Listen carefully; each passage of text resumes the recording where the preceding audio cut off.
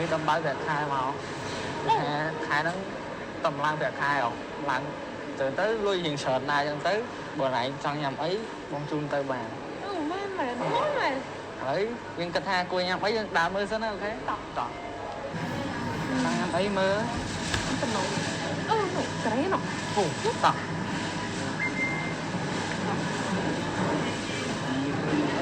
nên tập piไปขอบไม่mà ôi là đọc mùi mưa pi khọp đậm mùi luôn là mùi là hay pe ghê chụp miếng chỉ cần thay rồi đấy các bạn một rồi một à muốn cái đấy này là cái đấy bị thay rồi một trong em ấy tháo là một thằng nào họ từ cái kia thì qua không đi cái kia thì tháo kia này nào đấy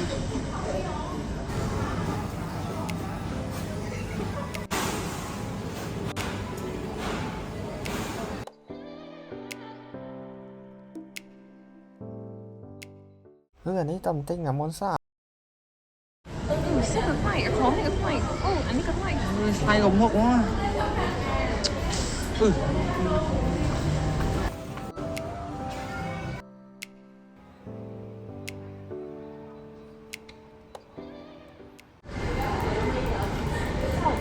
sao không hiểu nên là nhưng bây giờ lại như thế này sao chị thấy nè nó thay sao cái thay thay phải không ai cái lấy bên đó là lỡ như lăng thay trong đây thì bây giờ về ai lên tiền bóc bó nó xa nó thay nó là lỡ và bạn đây lăng thay on lại nó sẽ đánh nên nói cái ban mơ việc ở khẳng đào đây là kê rồi rồi út tại trong trường ca ca lan này thay tầm này ta ca lan này thay tầm này nhé mà hai ấy bị sự việc cái tên nó bị một hai pha sao cái có bao nhiêu bữa tên là tại phần này tại phần này nó cứ chỉ ai thôi chắc bên mấy coi sớm mắt cho nhiều thế tại phần này nó cứ chỉ cái cao lên này đầm lại đầm đấy nên sẽ bà cam tương tác nó không tìm xà hay cái đà tại phần này nó cao lần chắc nó biết thua ở đầm lại ở này lôi những thỏi tròn đà thua ở ông này tắc bạc đèn nè tay nó vô tự tay nó ở bên cạnh trong cuộc đời cho một hai đấy đàn cạn miên tại phần này cạn là tại phần này nó về ai cao đó là sai một là hai chỉ tròn đôi chỉ ở bên đà nè tay nó miên đầm đời ca khăn về chắc tới tập thua ở tầm này những là thay 20 tiếng đó vì ai đã xa tài thay down này cam là tầm này nó vì là thay đài 20 tiếng đó cứ để xa tái rồi thay bị bán nó còn ở bóc bung lôi tròn về đó phải bóc bung lôi tròn về tất gọi này ra nó miên lôi tròn nó không ca tên tầm này xảy chắc là phải đẹp cụ con nó sầm rọc tay tầm này nó thua ở tầm này nó là thay chân nhâm vô lại hai nhâm có trong với đây đang ngọt tha chỉ để khi nó cứ chị ơi rồi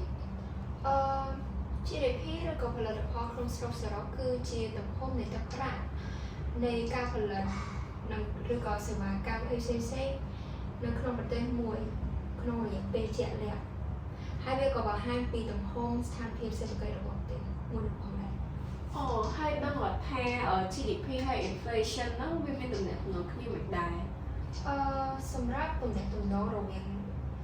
GDP និង inflation ឬក៏ហៅថា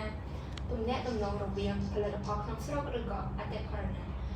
គឺដូចនិយាយខាងដើមចឹងគឺថាបើសិនបើការកើនឡើងនៃផលិតផលក្នុងស្រុកចឹងមនុស្សគឺមានលុយកាន់តែច្រើននៅក្នុងដៃចឹងកាលណាមនុស្សមានលុយក្នុងដៃកាន់តែច្រើនគឺពួកគាត់ត្រូវការចំណាយឯងគាត់ចង់ lifestyle ឬចង់like improve living standard របស់គាត់ចឹងដូចគាត់ទៅទិញកាអាវគាត់ទៅទិញសម្លៀកបំពាក់ឬក៏អីផ្សេងៗដែលធ្វើឲ្យតម្រូវការហ្នឹងវាកើនឡើងអញ្ចឹងកាលណាតម្រូវការកើនឡើងដែលធ្វើឲ្យអ្នកគាត់ពងហ្នឹងគាត់គង់អត់តាមតម្រូវការរបស់គាត់ណែទិញហ្នឹងគាត់ចង់បានច្រើនហើយអ្នកគាត់គង់មិនលះដូចជាអ្នកទិញណាដែលធ្វើឲ្យអ្នកលក់ហ្នឹងគាត់តម្លើងចំណេញចឹងដើម្បីកាត់បន្ថយក្នុងការផលិតឬក៏កាត់បន្ថយនៃការចាប់បានរបស់អ្នកទិញ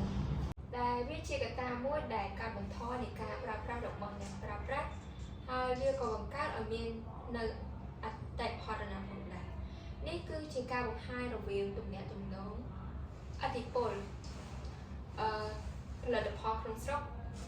ទៅលើអតិផរណា chẳng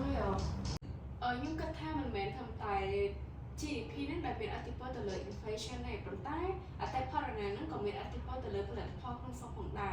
โดยเวียมีตัวแต้มกำหนดរបស់វាគឺតែផរណាកម្រិតទាបខ្លាំងតែអាចហៅបានថាបរិបទផរណាគឺជាពេលដែលតម្លៃនៃទំនិញចុះថោកហើយតម្លៃនៃលុយកើនឡើងពេលនោះហើយដែលអ្នកប្រើប្រាស់និងអ្នកវិនិយោគសម្រេចចិត្តទុកទឹកប្រាក់ច្រើនជាងការចំណាយទៅលើទំនិញឬការវិនិយោគ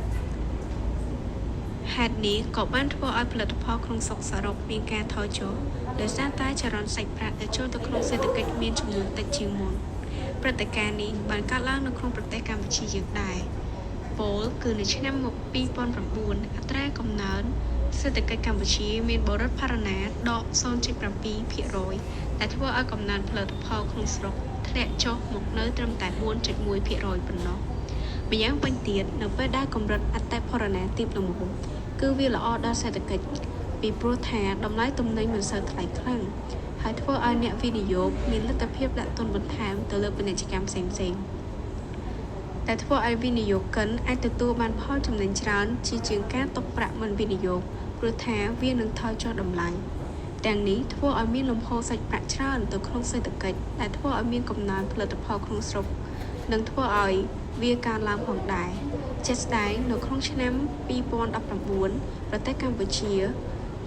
មុនពេលដែលវាជួបជាមួយនឹង COVID-19 សេដ្ឋកិច្ចកម្ពុជាមានការរីកចម្រើនស្ទើរតែគ្រប់វិស័យដែលធ្វើឲ្យកំណើនផលិតផលក្នុងស្រុកកើនរហូតដល់ 7.9% និងស្របពេលគ្នានេះដែរយើងឃើញថាកំណើនអតិផរណាពេលនោះគឺត្រឹមតែ 2% ប៉ុណ្ណោះស្ថានភាពនេះក៏បង្ហាញឲ្យយើងឃើញពីឥទ្ធិពលរបស់អតិផរណាដែលមានទៅលើ GDP ហើយការសិក្សាជាក់ស្ដែងជាច្រើនបានគាំទ្រទស្សនៈនេះប៉ុន្តែផ្ទុយទៅវិញលោក Fisher បានអះអាងថាកម្រិតអតិផរណាខ្ពស់ពេកអាចបង្អាក់ការសម្រេចចិត្តសេដ្ឋកិច្ចនិងកាត់បន្ថយការវិនិយោគដែលនាំឲ្យមានកំណើនយឺតស្ថានភាពនេះក៏បានកើតឡើងនៅក្នុងប្រទេសកម្ពុជាយើងដែរគឺនៅឆ្នាំ1997អតិផរណាមានរហូតដល់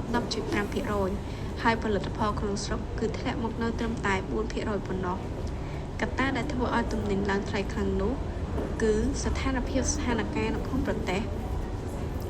មានភាពវឹកវរប៉ះពាល់ដល់ការរកស៊ីអ្នកវិនិយោគបរទេសភាគច្រើនបានដកខ្លួនចេញពីម្ចាស់ភាគហ៊ុនហើយផលិតភាពត្រូវបានកាត់បន្ថយនេះក៏ដោយសារតែភាពមិនច្បាស់លាស់នៅក្នុងប្រទេសមួយវិញទៀតរដ្ឋាភិបាលត្រូវចំណាយច្រើនដែលពេលខ្លះត្រូវបោះពុម្ពប្រាក់បន្ថែមបណ្ដាលឲ្យរូបិយវត្ថុរបស់កម្ពុជាបាត់បង់តម្លៃនិងធ្វើឲ្យទំនិញកាន់តែថ្លៃខ្លាំងផងដែរមិនត្រឹមតែប៉ុណ្ណោះហើយរដ្ឋាភិបាលក៏អាចប្រើប្រាស់នៅគោលនយោបាយអត្រាការប្រាក់ឬគោលនយោបាយបោះពុម្ពលុយផងដែរដើម្បីគ្រប់គ្រងនៅតម្រូវការសរុបនៅក្នុងស្រុកជាតឡៃក៏បើយោងទៅតាមក្រសួងព័ត៌មានបានដឹងថាកាលពីឆ្នាំ2022អត្រាអតិផរណាបានកើនឡើងរហូតដល់ 5.3% ដែលជាអត្រាមួយដ៏ខ្ពស់សម្រាប់ប្រទេសកម្ពុជានៅពេលនោះដែរធនាគារជាតិកម្ពុជាបានដឹកនាំកិច្ចប្រជុំស្ដីពីបញ្ហានេះជាមួយនឹងក្រសួងផ្សេងៗទៀតដោយឲ្យពង្រឹងនិងតាមដានចែករំលែកព័ត៌មានការវិភាគវិតម្លៃនិងព្យាករណ៍ព្រមទាំងការអនុវត្តវិធានការនិងគោលនយោបាយគ្រប់គ្រងសម្ពាធអតិផរណាឲ្យកាន់តែមានប្រសិទ្ធភាពដែលឲ្យដំឡើងអត្រាការប្រាក់នៃប្រាក់កម្ចីដើម្បីកាត់បន្ថយតម្រូវការខ្ចីប្រាក់ហើយនេះអាចជួយកាត់បន្ថយតម្រូវការរបស់អ្នកប្រើប្រាស់ដែលជាហេតុធ្វើឲ្យអតិផរណាធ្លាក់ចុះវិញយើងបានឃើញពីទំនាក់ទំនងរវាងអតិផរណាជាមួយនឹងផលិតផលក្នុងស្រុកដែលយើងសិក្សាពីប្រទេសកម្ពុជាហើយទំនាក់ទំនងទាំងពីរនេះវាមានឥទ្ធិពលយ៉ាងសំខាន់ទៅលើសេដ្ឋកិច្ចគ្រប់បណ្ដាប្រទេសទាំងអស់ក៏ដូចជាប្រទេសកម្ពុជាដែរ